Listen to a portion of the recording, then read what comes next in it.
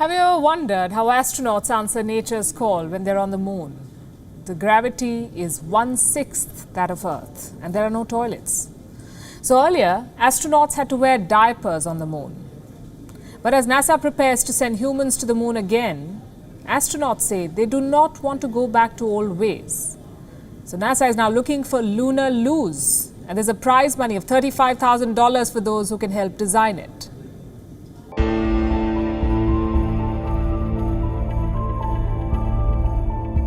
Space travel can be very glamorous, but defecating and urinating up there, not so much. Do you know why? Because there's no gravity. So everything, literally everything, floats. It does not automatically fall on the ground like it does on the Earth. The moon is quite a challenge too. It has 1/6 the gravity of the Earth, which means drop an apple and it won't fall as fast. And there are no exceptions. So what do astronauts do when they land on the moon? How do they answer nature's call? December 1972 was the last time humans landed on the moon. They were wearing diapers. All astronauts on board the Apollo missions had to pee into roll-on cuffs and poop into bags. This is 2020. And the US is preparing to send astronauts to the moon again. But the astronauts do not want to go back to using poop bags. And they're pretty adamant on this. So facing NASA now is a big challenge. It needs a lunar loo. NASA is offering $35,000 to those who help in designing it. What are the requirements? The loo will need to work in zero-gravity space, as well as on the moon.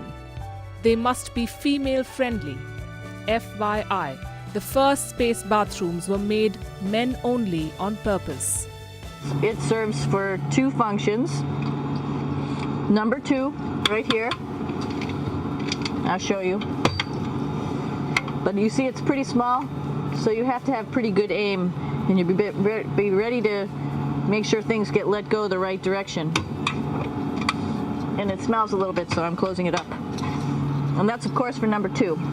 And this guy right here is for number 1.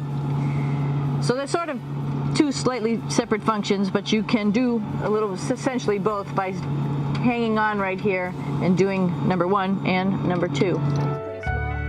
The Artemis lunar toilets should be able to support a crew of 2 astronauts for 14 days. They should be easy to clean and maintain. The turnaround time should be 5 minutes. Power consumption less than 70 watts. Weight less than 33 pounds on Earth. Volume 0.12 cubic meters or less. So if you design a toilet keeping all the above in mind, do you get $35,000? Not really. The top prize is $20,000. The runner-up gets $10,000. And there is $5,000 for the third position. In case you're planning to run for this, we can help you get an edge. There are bonus points for designs that can capture vomit without requiring the crew member to put his or her head in the toilet. Go figure. And before you do that, mark August 17th on your calendar as the deadline for entries. Happy designing. Bureau Report, WION, World is One.